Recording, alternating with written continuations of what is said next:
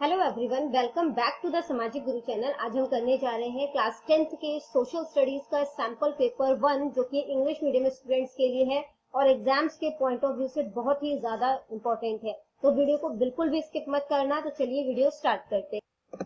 तो सबसे पहला जो क्वेश्चन हमसे पूछा गया है वो पार्ट 1 से है या पार्ट ए से है। ठीक है, यहाँ पे 12 जो है वो क्वेश्चन हमसे एमसीक्यू बेस्ड जो है वो पूछे जाएंगे। तो क्वेश्चन है which canals made it opening India easier for India to trade with western Europe. तो कौन सा कैनाल है जो मतलब कि कह सकते हो कि हेल्प करता है वेस्टर्न यूरोप के साथ हम ट्रेडिंग कर सकते हैं, व्यापार कर सकते हैं। ठीक है, तो आंसर है स्वेज कैनाल। अगला क्वेश्चन है in which frontier Indira Point is located. तो इंदिरा पॉइंट जो है वो कहाँ पर है, तो जो है वो सदर्न साइड में है। ठीक है, which mineral is mainly found in Bailadila mines. तो बेलाडेला माइंस में जो है वो क्या कौन सा मिनरल पाया जाता है, आयरन। ठीक है, अगला क्वेश्चन है national income is the net factor income earned by normal residents of a country in the form of.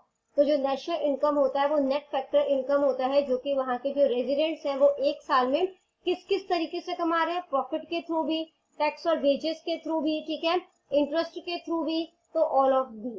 ठीक है, अगला क्वेश्चन है which factor affects the consumption the most. सबसे ज्यादा जो कंजम्पशन यानी उपभोग है उसको सबसे ज्यादा क्या प्रभावित करता है, इनकम। जब आपकी इनकम ज्यादा होगी तो कंजम्पशन पे पैसा जो है वो ज्यादा खर्च करोगे। ठीक है, खाने पीने की चीजों में, कपड़ों में, एजुकेशन में, तो ये कंजम्पशन है।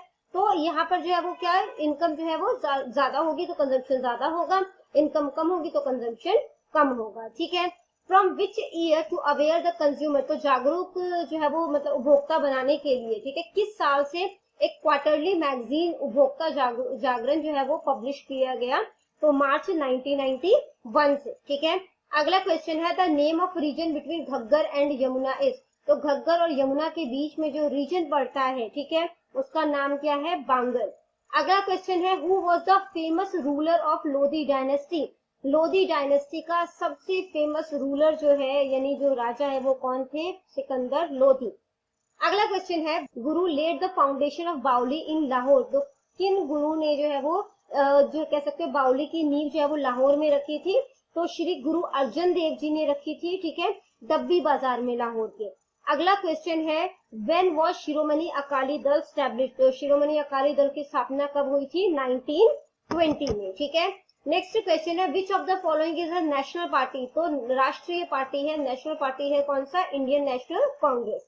Who appoints the governor. Governor को कौन अपॉइंट करता है, प्रेसिडेंट। ठीक है, नेक्स्ट क्वेश्चन जो है वो पार्ट बी का है। एक एक नंबर के यहाँ पे आपसे 12 क्वेश्चन पूछे गए हैं। ठीक है, what is the present administrative division of geographical setup of India. तो ज्योग्राफिकल सेटअप ऑफ इंडिया का कितना क्या है, तो यहाँ पर 28 स्टेट्स है और 8 यूनियन टेरिटरीज है। What is the size of the Himalayan mountain range. तो हिमालयन माउंटेन रेंज का मतलब कि साइज जो है वो क्या है, तो ये एक कन्वेक्स कर्व की तरह है। ठीक है, अगला क्वेश्चन है which energy is derived from uranium. Uranium से कौन सी एनर्जी जो है वो हासिल की जाती है, uranium ore is used to generate nuclear power. तो न्यूक्लियर पावर को जनरेट करने के लिए यूरेनियम ओर का इस्तेमाल किया जाता है। अगला क्वेश्चन है what is meant by fiscal policy. तो फिस्कल पॉलिसी जो है वो क्या होती है, the policy related to government income. तो जो पॉलिसी जो है वो गवर्नमेंट के इनकम और उनके खर्चे से संबंधित होती है उसे फिस्कल पॉलिसी जो है वो कहा जाता है। ठीक है, नेक्स्ट क्वेश्चन है what is meant by disguised unemployment. तो डिसगाइज्ड अनएम्प्लॉयमेंट क्या है, when more number of labours are engaged in a work then actually required for it. तो जब एक ही काम के लिए जितने लेबर की जरूरत है उससे ज्यादा लेबर जब काम करते हैं, देन एक्सेस वर्कर्स, तो उसमें ज्यादातर जो वर्कर होते हैं वो अनएम्प्लॉयड होते हैं और इसको जो है वो डिसगाइज्ड अनएम्प्लॉयमेंट कहा जाता है। ठीक है, जैसे कि एक खेत में अगर 4 किसान की जरूरत है तो वहां पर जो है वो 8 लोग काम कर रहे हैं। ठीक है, 4 की जरूरत है बट 8 लोग काम कर रहे हैं, तो 4 लोगों के लिए वो डिसगाइज्ड अनएम्प्लॉयमेंट है। ठीक है, अगला क्वेश्चन है in which period was Punjab known as Panchanad. तो पंजाब को पंचानंद जो है वो किस टाइम पीरियड पे जो है वो कहा जाता था, तो पंचानंद जो है वो महाभारत और रामायण के टाइम पे जो है वो कहा जाता था। ठीक है, इसके अलावा जो है ना बच्चों, आप लोग जो है वो इसके लिए ये भी जो है वो कर लेना कि देखो जो सप्त सिंधु है, ठीक है, सप्त सिंधु जो है वो कहा जाता था इसे वैदिक पीरियड में। इसके अलावा जो पेंटापोटामिया है वो ग्रीक में कहा जाता था, ठीक है। तो अगला क्वेश्चन है, who were the Syed, Syed जो है वो कौन होते, तो जो सैयद होते थे तो वो जो है जो प्रोफेट मोहम्मद है उनकी बेटी बीबी फातिमा है, ठीक है, उनके वंशज होने का खुद को दावा करते हैं सैयद, ठीक है। अगला जो क्वेश्चन वो है दशवंध जो है वो क्या होता है, तो हर सिख को जो है वो अपनी इनकम का 1/10 जो है वो गुरु को ऑफर करना होता था, इसे ही जो है वो दशवंध कहा जाता है। What do you mean by green revolution, green revolution से आप क्या समझते हैं? Green revolution refers to an extraordinary increase in agriculture production specially in wheat and rice. तो बेसिकली एग्रीकल्चर प्रोडक्शन जो है खासकर चावल और गेहूं में, ठीक है, जब बहुत ज्यादा उपज जो है वो बढ़ गई तो इसको जो है वो ग्रीन रिवॉल्यूशन कहा जाता है, जो कि पॉसिबल हुआ जब हमने न्यू टेक्निक्स अपनाई, ठीक है। इसके अलावा जो है हमने high yielding variety HYV seeds का इस्तेमाल जो है वो करना हमने शुरू कर दिया, ठीक है। अगला क्वेश्चन है, how many states and union territories are there in India, तो टोटल 28 स्टेट्स हैं और 8 यूनियन टेरिटरीज है, ठीक है। अगला क्वेश्चन है, who presides over the meeting of Rajya Sabha, Rajya Sabha की जो मीटिंग होती है उसकी अध्यक्षता कौन करता है? वाइस प्रेसिडेंट, ठीक है। नेक्स्ट क्वेश्चन है, what is the minimum age required to become a member of the Lok Sabha, Lok Sabha का मेंबर बनने के लिए मिनिमम एज जो है वो कितनी होनी चाहिए? 25 ईयर्स, ठीक है। नेक्स्ट क्वेश्चन पार्ट सी का, यहाँ पर जो पार्ट सी है उसमें आपसे जो है वो टोटल 8 क्वेश्चन जो है वो पूछे जाएंगे और हर क्वेश्चन जो है वो 3 नंबर का होगा, यानी कि 24 मार्क्स का आपका पार्ट सी है, ठीक है। क्वेश्चन है, what is the contribution of the Himalayan region to the development of the country as a whole, तो हिमालय का जो है वो क्या रोल है कंट्री को डेवलप करने के लिए, वो आपने बताना है, ठीक है। The Himalayan region has the following contribution the development of the country as a whole, the Himalayas mountain because of being covered with thick ice are great reserves for the availability of water throughout the year। अब क्योंकि जो Himalayan mountain है वो मतलब कि बर्फ से जो है वो ढके हुए रहते हैं, ठीक है, जिसकी वजह से ये सारे साल भर के पानी के लिए जो है, ठीक है, एक तरह से वाटर रिजर्व है, ठीक है, तो मतलब कि सारा साल जो है वो पानी जो है वो हमें प्रोवाइड करता है। The adjoining fertile river valley plains have been found, तो अब क्योंकि नदी इसके थ्रू जो है वो बहती है, ठीक है, तो जिसकी वजह से जो है वो फर्टाइल जो कह सकते हो कि जो वैली प्लेन्स है, ठीक है, वो मिलता है। These mountains help in bringing rainfall, ये पहाड़ जो है वो रेनफॉल लाने में मदद करते हैं। दे आर स्टीप स्लोप, मतलब जो इनकी ढलान होती है, ठीक है। Provide idea sites for the, ये आइडियल साइट्स होगा, ठीक है, कि तो मतलब डैम के कंस्ट्रक्शन के लिए जो है वो आइडियल साइट्स प्रोवाइड करती है ताकि हाइड्रो इलेक्ट्रिसिटी जो है वो बनाई जा सके, पानी से बनने वाली बिजली बनाई जा सके। इसके अलावा ये हमें हर्ब्स वगैरह प्रोवाइड करता है, लकड़ियां देता है, ठीक है। अगला क्वेश्चन है, what are the factors that affect the distribution of population, तो डिस्ट्रीब्यूशन ऑफ पॉपुलेशन को अफेक्ट करने के लिए, जैसे कि कहीं पे पॉपुलेशन ज्यादा है कहीं पे कम है, तो ये जो डिस्ट्रीब्यूशन है पॉपुलेशन का किन किन फैक्टर की वजह से अफेक्टेड होता है, तो सबसे पहला है फर्टिलिटी ऑफ सॉइल, ठीक है। The state in which there is a large fertile area, तो जिस स्टेट में ज्यादा फर्टाइल एरिया होगा, ठीक है, फर्टाइल सॉइल होगी, वहां पे पॉपुलेशन हाई होती है, जैसे कि यूपी और बिहार, ठीक है। इसके बाद जो है अमाउंट ऑफ रेनफॉल, तो कितनी बारिश होती है। The density of population is higher in the region of abundant rain, जहाँ पे बहुत ज्यादा बारिश होती है, ठीक है, अच्छी खासी बारिश जो है वो होती है, वहां पे पॉपुलेशन डेंसिटी जो है वो ज्यादा होती है, ठीक है। In northern India the amount of rainfall goes on decreasing from east to west, तो नदर्न इंडिया में जो रेनफॉल है, ठीक है, वो डिक्रीज होती रहती है जब हम ईस्ट से वेस्ट की तरफ जाते हैं, ठीक है। जैसे कि हम अरुणाचल प्रदेश से अगर गुजरात की तरफ जाएं तो धीरे धीरे करके बारिश जो है वो कम होनी शुरू हो जाएगी। The density of population also goes on decreasing in the same direction, और इसी तरीके से पॉपुलेशन भी डिक्रीज होता है, ठीक है। बेसिकली जहाँ पे ज्यादा एक्सट्रीम टेम्परेचर होगा वहां पे कम लोग रहना पसंद करेंगे, बहुत ज्यादा गर्मी, बहुत ज्यादा बरसात, बहुत ज्यादा ठंड है ना, तो वहां पर जो है लोग कम रहते हैं। फिर है climate, wherever the climate is congenial the density of population will be high in Assam even though there is evident rainfall। अब असम में क्या सिचुएशन है कि रेनफॉल बहुत ज्यादा होता है, बट वहां पे पॉपुलेशन की डेंसिटी जो है वो बहुत ही ज्यादा कम है, क्योंकि जो क्लाइमेट है वो अनहेल्दी है। बारिश होगा तो पानी इकट्ठा होगा, मच्छर जो है वो बनेंगे, है ना, मलेरिया जैसी बीमारी जो है वहां पर फैलती रहती है। अगला क्वेश्चन है, डेवलप्ड मीन्स ऑफ ट्रांसपोर्टेशन, तो ट्रांसपोर्टेशन जो है वो अगर वहां पर मीन्स ऑफ ट्रांसपोर्टेशन जो है वो डेवलप्ड है तो वहां पर पॉपुलेशन जो है वो ज्यादा रहेगी। With development of means of transportation the business makes rapid progress and the density of population increases, तो पॉपुलेशन की जो डेंसिटी है वो वहाँ पे इंक्रीज होगी। The reason for high density of population in UP, Bihar and West Bengal is the development of means of transportation. तो UP, Bihar और वेस्ट बंगाल में जो पॉपुलेशन की डेंसिटी ज्यादा है उसका एक मेन कारण जो है मीन्स ऑफ ट्रांसपोर्टेशन का डेवलपमेंट भी है। ठीक है, अगला पॉइंट है industrial development. At places where the factories are located, the densities of population also increases. और फैक्ट्रीज के आसपास का जो एरिया होगा वहां पे पॉपुलेशन जो है वो ज्यादा होगी। ठीक है, क्योंकि ज्यादा लोगों को रोजगार मिल रहा है। They can carry on their business more easily in such areas and they have better chances of earning more money.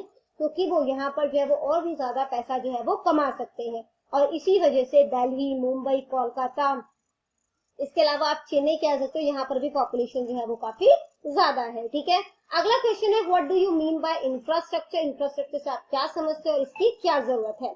Infrastructure means those activities, facilities and services which are helpful in the operation and development of other sectors. यानी कि infrastructure का मतलब होता है वो काम या वो फैसिलिटी या सर्विस जो कि किसी काम को या किसी सेक्टर को डेवलप करने में हेल्प करता है। ठीक है, इंफ्रास्ट्रक्चर जैसे कि इलेक्ट्रिसिटी हो गया, ठीक है, इलेक्ट्रिसिटी, ट्रांसपोर्टेशन हो गया, मीन्स ऑफ कम्युनिकेशन यानी कि जिससे आप बातचीत कर सको, संचार का साधन बोलते हैं जिसे, ये सारी चीजें जो है वो किसी भी कंट्री को डेवलप करने के लिए बहुत ही ज्यादा जरूरी है।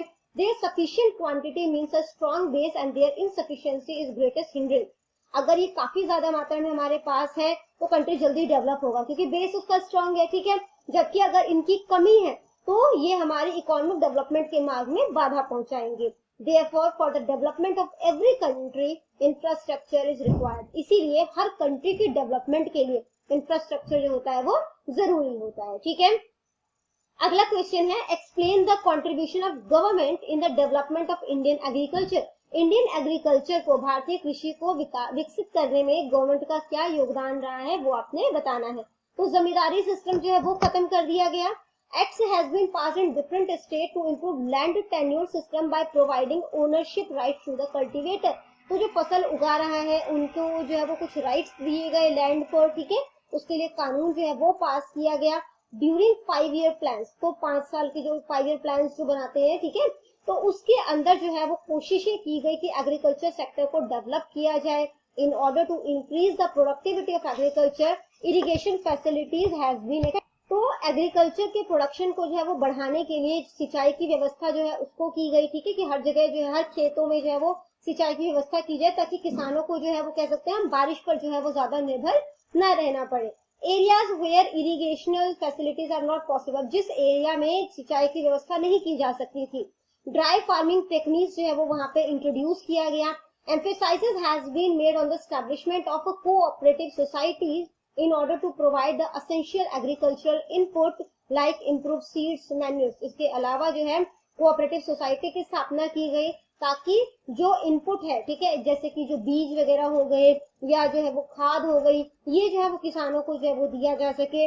इसके अलावा वेटरनरी हॉस्पिटल जो है यानी जानवरों के हॉस्पिटल जो है वो खोले गए ताकि जो जानवरों में प्रॉब्लम आती है या बीमारी आती है उनको जो है वो ट्रीटमेंट मिल सके। ठीक है, अगला क्वेश्चन है विच incident is known as Sacha Sauda. तो किस घटना को सच्चा सौदा नाम से जाना जाता है। Guru Nanak Dev ji father gave him 20 rupees to start some business. Guru Nanak Dev ji spent that money in feeding the hungry saints and this incident is known as Sacha Sauda. तो गुरु नानक देव जी के पिता जो है उन्होंने गुरु नानक देव जी को जो है वो कुछ बिजनेस स्टार्ट करने के लिए 20 rupees दिए। ठीक है, और गुरु नानक देव जी ने इन पैसों से जो है जो भूखे संत हैं उनको खाना जो है वो खिला दिया। ठीक है, और जो है वो उन्होंने जो है वो इसे ही सच्चा सौदा जो है वो नाम जो है वो दिया है। ठीक है, अगला क्वेश्चन है describe briefly the battle of Anandpur Sahib. Anandpur Sahib का जो बैटल है उसके बारे में आपने ब्रीफली बताना है। In the first battle of Anandpur Sahib Guru Gobind Singh ji badly defeated the kings of hill state. तो जो पहला आनंदपुर साहिब का युद्ध हुआ था उसमें गुरु गोविंद सिंह जी ने जो कह सकते हैं पहाड़ी राजा थे उनको बुरी तरह हरा दिया था। ठीक है, now in the second battle of Anandpur Sahib they attacked Anandpur Sahib along with the help of Gujjars and Mughal force. अब जो पहाड़ी राजा थे उन्होंने, ठीक है, अपने गुज्जर्स के साथ और जो मुगल फोर्सेस के साथ जो है वो आनंदपुर साहिब पर दोबारा अटैक कर दिया। The Sikh forces under the leadership of Guru Gobind Singh Ji fought bravely, but their food supplies exhausted. तो सिख फोर्स जो है वो गुरु गोविंद सिंह जी के नेतृत्व में काफी अच्छे तरीके से उन्होंने युद्ध जो है वो लड़ा, लेकिन उनका जो फूड सप्लाई था, ठीक है, वो खत्म हो रहा था, and which made it impossible, तो जिसकी वजह से उन्हें बैटल करना जो है वो मतलब कंटिन्यू करना इम्पॉसिबल हो गया था। In the end, on the advice माता गुजरी जी, गुरुजी लेफ्ट आनंदपुर साहिब, और इसके बाद माता गुजरी जी के एडवाइस पे गुरुजी ने जो है वो आनंदपुर साहिब छोड़ दिया। ठीक है, अब नेक्स्ट क्वेश्चन है, describe the right to constitutional remedies, यानी कि संवैधानिक उपचारों के अधिकार का वर्णन करना है। It is not sufficient to grant rights to citizens by a constitution, तो संविधान द्वारा नागरिकों को अधिकार प्रदान करना जो है वो पर्याप्त नहीं है। It is more important to respect and get the rights executed, और इन अधिकारों का सम्मान करना और उन्हें जो है वो लागू करना भी उतना ही महत्वपूर्ण है।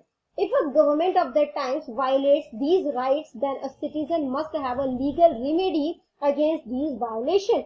और अगर उस समय कोई सरकार जो है वो इन अधिकारों का उल्लंघन करती है, ठीक है, तो एक नागरिक के पास इन उल्लंघनों के खिलाफ एक कानूनी उपाय जो है वो होना चाहिए। There is a special right in the Constitution, right to constitutional remedies. The Constitution gives to every citizen the right to go to the court and forces his rights. ठीक है, तो संविधान में एक विशेष अधिकार है जिसको कि हम लोग संवैधानिक उपचारों का अधिकार कहते हैं।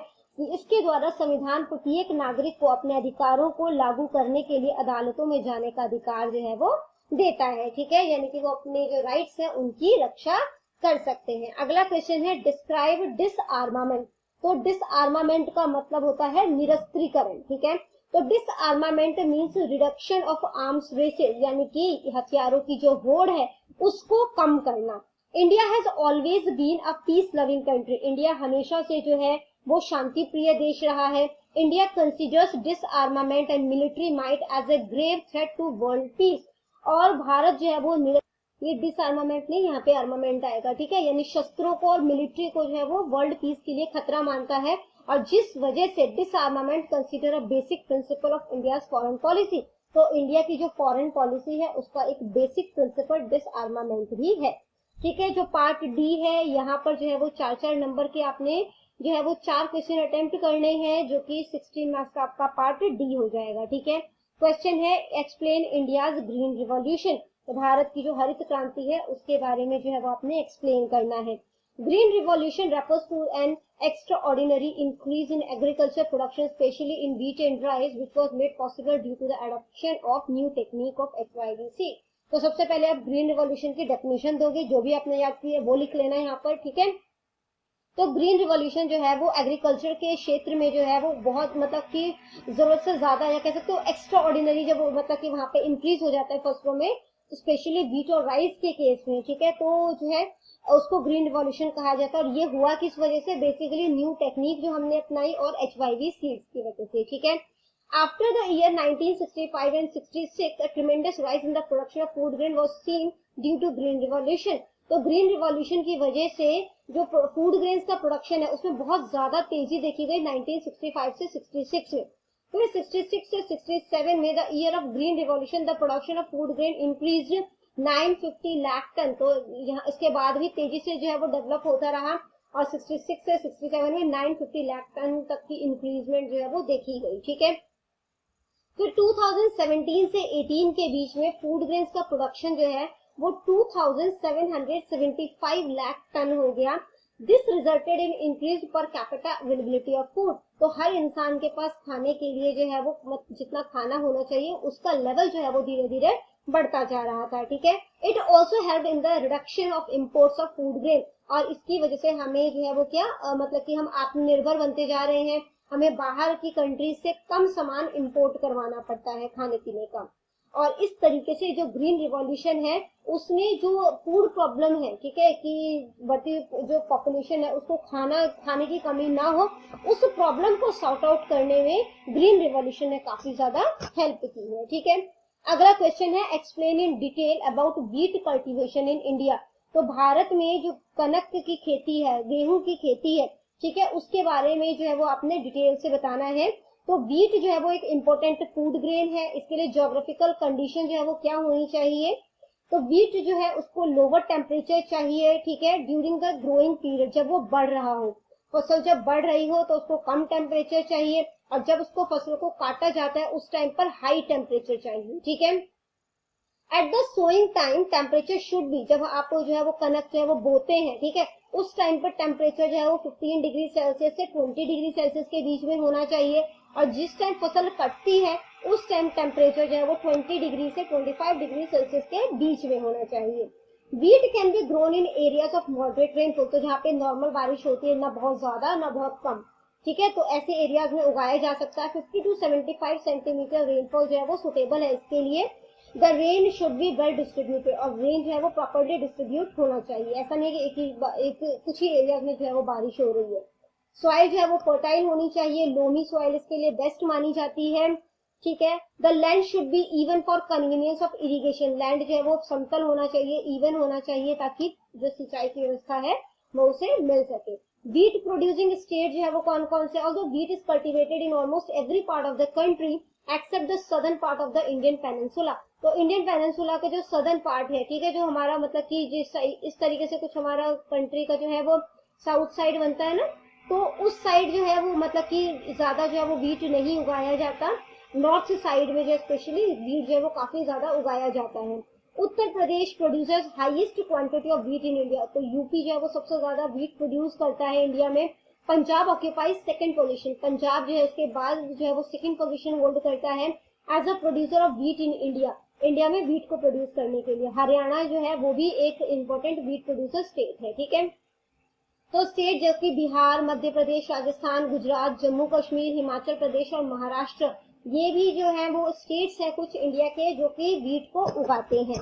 अगला क्वेश्चन है, तो नेक्स्ट क्वेश्चन है, what do you mean by small and cottage industries in India. Small और कॉटेज इंडस्ट्रीज से आप क्या समझते हैं। तो small scale industries are those industries which have an investment of ₹3 crore in fixed capital, ठीक है, तो फिक्स्ड कैपिटल के फॉर्म में 3 करोड़ तक अगर इन्वेस्टमेंट होता है तो वो स्मॉल स्केल इंडस्ट्री है। जबकि cottage industries are those industries which are completely और partially run by the members of family either as a whole time business और as a part time business. तो जो कॉटेज इंडस्ट्रीज होती है वो industry होती है जो कि पूरी तरीके से या फिर मतलब कि पार्शियली जो है वो घर के ही जो है वो मतलब लोगों द्वारा चलाई जाती है, या तो फुल टाइम बिजनेस के तौर पर या पार्ट टाइम बिजनेस के तौर पर, ठीक है। अगला क्वेश्चन है, discuss the importance of large scale industries. Large scale industries के क्या जो है वो इम्पोर्टेंस है वो आपने बताना है।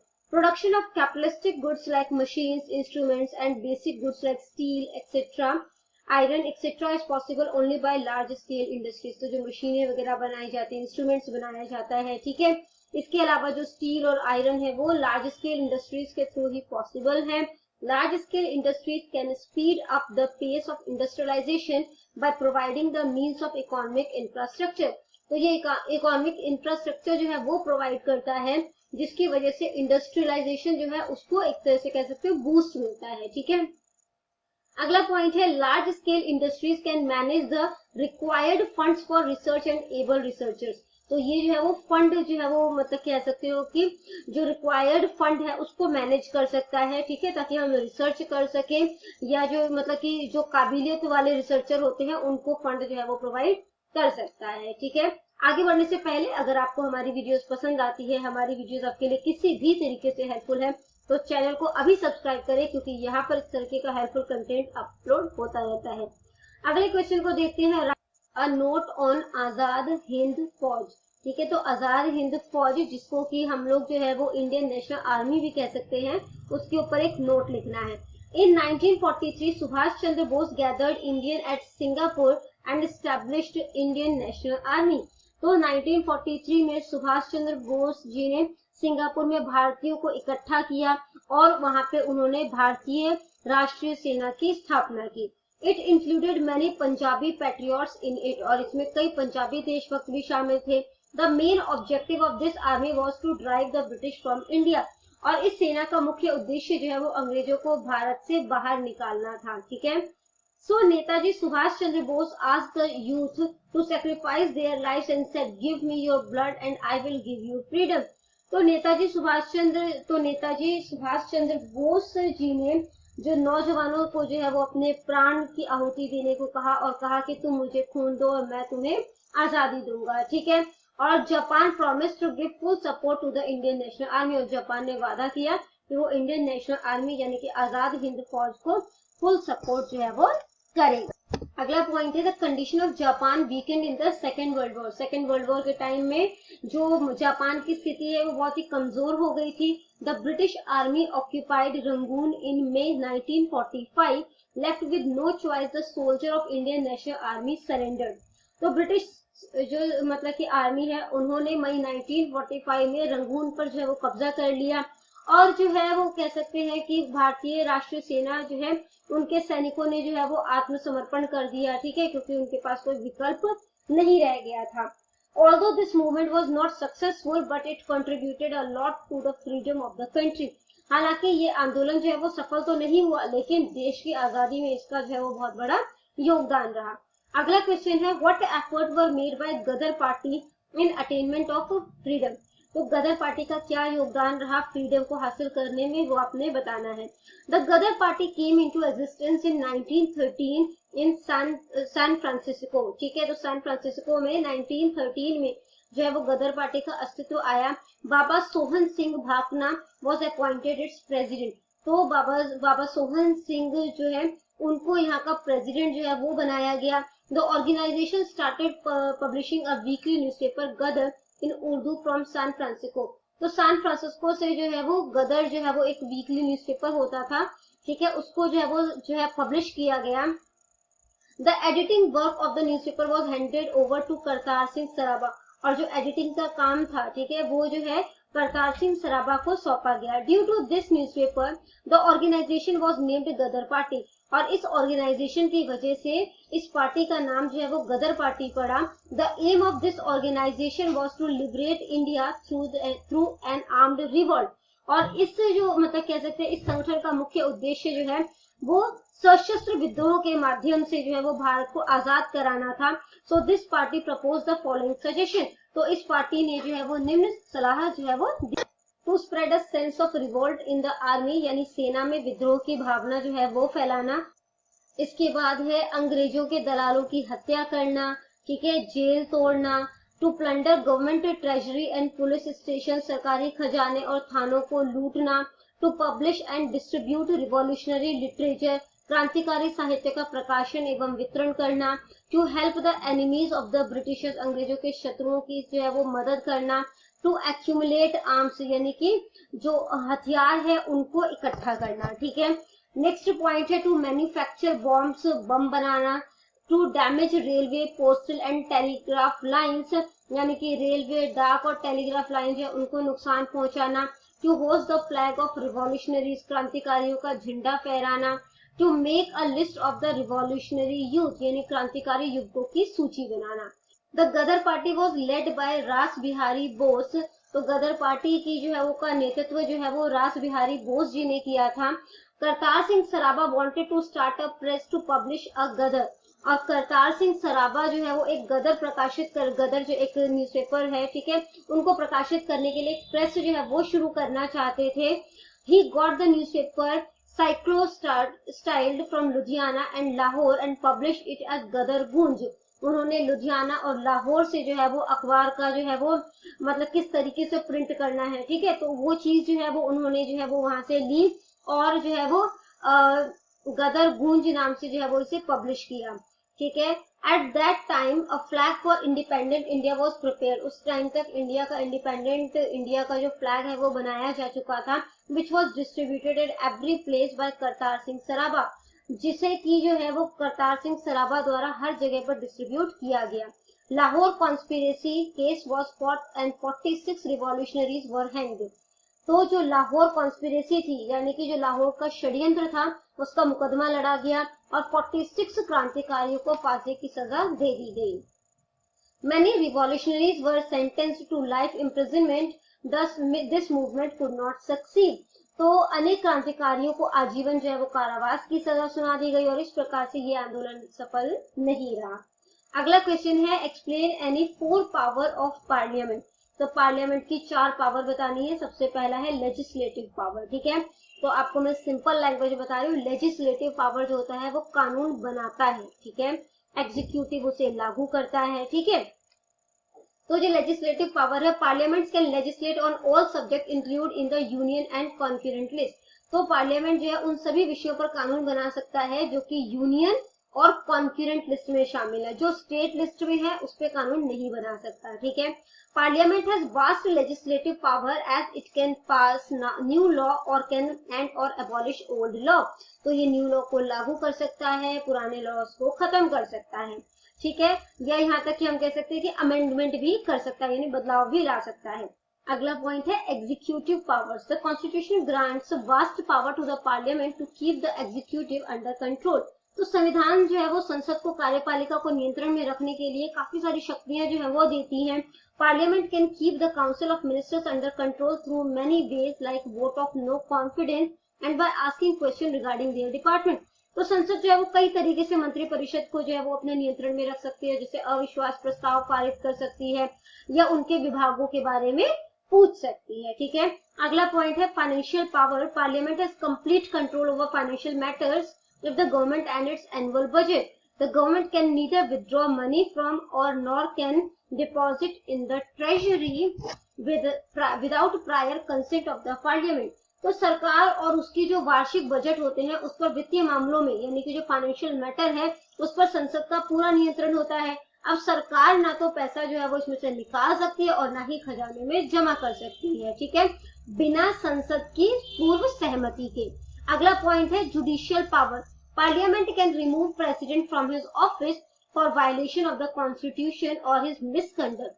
पार्लियामेंट कैन आल्सो रिमूव जजेस of supreme court and high court and chief election commissioner from their post. यानी कि जो संसद है वो राष्ट्रपति को संविधान के उल्लंघन या उसके जो है वो जो भी उसका गरिमा है वो ना बनाए रखने के कारण जो है वो उसे उनके पोस्ट से हटा सकती है। संसद सर्वोच्च न्यायालय और उच्च न्यायालय के जो न्यायाधीश हैं और उनके और मुख्य जो चुनाव आयुक्त हैं उनको भी उनके पद से हटा सकती है। अगला जो क्वेश्चन है वो है how many types of ministers are there in the central council of minister.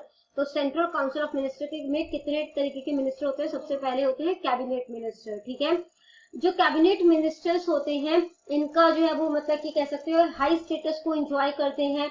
They are the independent head of the administrative department and formulate all basic policies of the union government. तो ये जितने भी प्रशासनिक विभाग होते हैं उनके स्वतंत्र प्रमुख होते हैं और जो संघ सरकार की सभी बुनियादी नीतियों का ये निर्माण करते हैं। फिर आ जाता है मिनिस्टर ऑफ स्टेट, यानी कि राज्य मंत्री। The minister of state are below in status to the cabinet minister. तो कैबिनेट मिनिस्टर से जो है जो स्टेट मिनिस्टर होते हैं उनका स्टेटस थोड़ा नीचे होता है। Generally the minister of state are appointed to help the cabinet minister.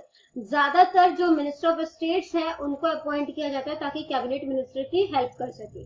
अगला है deputy minister. The deputy minister appointed only to assist the cabinet और अ मिनिस्टर ऑफ स्टेट, यानी कि उप मंत्रियों की नियुक्ति केवल जो है वो कैबिनेट या राज्य मंत्री की सहायता के लिए ही की जाती है। फिर आ जाते हैं parliamentary secretaries. Parliamentary secretaries can not be assigned any administrative responsibility constitutionally. Their main function is to assist the minister who had some important department in the parliament. तो संवैधानिक रूप से जो संसदीय सचिव होते हैं, ठीक है, उनको कोई प्रशासनिक जिम्मेदारी जो है वो नहीं सौंपी जा सकती है। उनका जो मेन काम होता है वो उन मंत्रियों की सहायता करना है जो संसद में कुछ महत्वपूर्ण विभागों के प्रमुख होते हैं, ठीक है। अगला जो क्वेश्चन है पार्ट ई है, 4-4 नंबर के 2 सोर्स बेस्ड जो क्वेश्चन है यहाँ पर, ठीक है। तो इसमें सबसे पहला जो क्वेश्चन आपसे पूछा गया है वो है by what other name hyacinth is known. तो किस दूसरे नाम से जो है वो हियासिंथ को जो है वो जाना जाता है, ठीक है। तो यहाँ पर लिखा है ना, hyacinth plant spreads into the water sources and is also known as terror of Bengal. तो हम यहाँ पे इसका आंसर लिख देते हैं टेरर ऑफ बंगाल, ठीक है। अगला क्वेश्चन है what is the another name of Congress grass. Congress grass का दूसरा नाम जो है वो क्या है? पैरेथियम, ठीक है, पैरेथियम। अगला है how much percentage of Himachal Pradesh is covered by forest. तो हिमाचल प्रदेश का कितना एरिया फॉरेस्ट से कवर्ड है? 48.1%। विच union territories has maximum cover? Under forest, ठीक है। तो अंडर फॉरेस्ट में सबसे ज्यादा कौन सा यूनियन टेरिटरी जो है वो कवर कर रहा है, Andaman and Nicobar island, Andaman and Nicobar islands, ठीक है। नेक्स्ट जो सोर्स बेस्ड क्वेश्चन है वो है what was the name of Gurjeet Singh father, Gurjeet Singh के पिताजी का क्या नाम था। तो यहाँ पर लिखा है गुलाब सिंह, ठीक है। तो यहाँ पे गुलाब सिंह भांगी, तो यहाँ पर जो है वो हम लिख देते हैं। अगला क्वेश्चन है where is Lohgarh fort located, तो आंसर है अमृतसर, ठीक है। Next which cannon did Maharaja Ranjit Singh ask from Mai Sukhan, ठीक है। तो माय सुखन से जो है वो रंजीत सिंह ने, महाराजा रंजीत सिंह ने जो है वो कौन सा कैनन मांगा था, तो आंसर है जमजम कैनन, ठीक है, यहाँ पर लिखा है, ठीक है। ये आंसर हमारा थर्ड हो गया। नेक्स्ट है व्हाट कंट्रीब्यूशन डिड सदा Kaur make in this campaigning, सदा कौर ने जो है वो इसमें क्या कंट्रीब्यूट किया था, तो उन्होंने जो है वो महाराजा रंजीत सिंह को सपोर्ट किया था, ठीक है। तो यहाँ लिख देते हैं सदा कौर सपोर्टेड महाराजा रंजीत सिंह, ठीक है। नेक्स्ट क्वेश्चन जो है वो मैप पॉइंटिंग का है। यहाँ पे 4-4 नंबर के ये 2 मैप आपसे पूछे जाएंगे, ठीक है। सबसे पहला मैप जो है वो इंडिया के, जो इंडिया का पूछा जाएगा। इसमें किसी भी 4 जगह को जो है वो आपने शो करना है, ठीक है। 1-1 नंबर का ये होगा, तो ये आपका 4 हो गया। सबसे पहला जो क्वेश्चन पूछा गया है, सबसे पहला जो आपसे पार्ट पूछा गया है वो है कि लक्षद्वीप जो है वो कहाँ पर है। तो ये जो छोटे छोटे से डॉट्स दिख रहे हैं, ये जो है वो लक्षद्वीप है, ठीक है। ये हो गया आपका नंबर 1। फिर है जास्कर रेंज जो है वो किधर है, तो जास्कर रेंज बच्चों यहाँ नेक्स्ट पूछा है जास्कर रेंज, तो ये जो है वो लद्दाख में पड़ता है, ठीक है। कुछ इस साइड से होता हुआ ना ये जो है वो नीचे इधर तक जाएगा, यहाँ पे, ठीक है। ये हो गया हमारा नंबर 2। फिर है कोरामंडल कोस्ट, तो कोरामंडल कोस्ट जो है वो यहाँ पर पड़ता है, ठीक है। ये हो गया हमारा नंबर 3, ठीक है। और उसके बाद जो है हमसे पूछा है इलाहाबाद, तो इलाहाबाद जो है वो यूपी में पड़ता है, ठीक है। और जो मध्य प्रदेश है उससे थोड़ा सा ऊपर जो है वो पड़ता है, तो हम जो है वो कह सकते हैं कि ये कुछ इधर पड़ेगा, ठीक है। ये हो गया हमारा नंबर 4। उसके बाद है राइस प्रोडक्शन एरिया, तो राइस प्रोडक्शन के लिए हम पंजाब और हरियाणा, यूपी, इन 3 स्टेट्स को जो है वो कर सकते हैं। तो ये जो है वो राइस प्रोड्यूसिंग जो है वो एरिया है, ठीक है। बिहार जो है वो भी हम इसमें जो है वो इंक्लूड कर सकते हैं, ठीक है।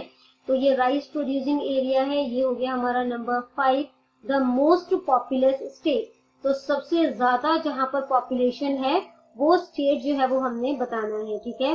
तो सबसे ज्यादा पॉपुलेशन जो है वो कहाँ पर पाई जाती है, तो वो पाई जाती है आपके हाईएस्ट मोस्ट पॉपुलस स्टेट जो वो है यूपी, ठीक है, यानी कि यहाँ पर।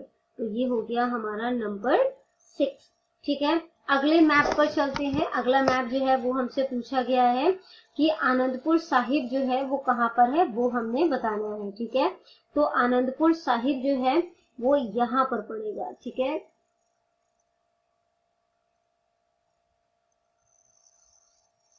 ठीक है, तो आनंदपुर साहिब जो है वो यहाँ पर है, कुछ आप कह सकते हो यहाँ से ये जो है वो ऐसे जा रही है, ठीक है, यहाँ पर। तो यहाँ पर जो है ये आनंदपुर साहिब है, ठीक है। इसके बाद हमसे पूछा है चमकौर साहिब, तो चमकौर साहिब जो है आनंदपुर साहिब से नीचे, ठीक है। ये जो यहाँ पर जो है वो हमारा ये चमकौर साहिब है, ये नंबर 2 हो गया। फिर पूछा है हमसे भांगी, तो फिर वो जो है वो किधर है, तो वो जो है वो आपका कुछ इस साइड, जो ये जो कर्व सा दिख रहा है आपको, तो यहाँ पर ये जो छोटा सा यहाँ पर वो है, तो हम यहाँ छोटा सा मतलब कि कर्व जो है ये यहाँ पर है, नंबर 3, ठीक है। फिर खिदराना पूछा है, तो खिदराना जो है वो चमकौर साहिब इधर है। चमकौर साहिब से जो है वो नीचे ये जो रिवर जा रही है आपकी, ठीक है, जो कि सतलुज रिवर है। सतलुज रिवर से जो है हम थोड़ा सा जो है वो नीचे की तरफ जो है वो जाएंगे, ठीक है। तो इस तरफ जो है वो कुछ ये, इससे आपको ध्यान रखना थोड़ा, इससे जो है वो थोड़ा सा हम अंदर की साइड चले जाएंगे। तो यहाँ पर जो है ये हमारा खिदराना है नंबर 4। फिर जो है वो नादून पूछा है हमसे। नादून जो है वो थोड़ा सा इससे जो है वो ऊपर कुछ इधर की साइड जो है वो पड़ेगा, ठीक है। ये जो पॉइंट दिख रहा है आपको, तो ये हो गया हमारा नंबर 5, ठीक है। उसके बाद ये जो है वो गलत लिखा है, यहाँ पर जो है वो आए सधौरा, ठीक है। तो वो जो है इसको मैं सही कर देती हूँ, सधौरा। तो ये जो है वो किधर बनेगा, ये एरिया जो है वो आपका इसी साइड जो है वो इधर की तरफ जो है वो पड़ेगा, ठीक है।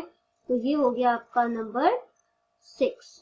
तो बच्चों यहाँ पर हो जाती है हमारी वीडियो खत्म। इनकेस आपको कोई भी डाउट है तो आप कमेंट कीजिए, मैं रिप्लाई करने की पूरी कोशिश करूंगी। Thank you very much and all the best for your exams.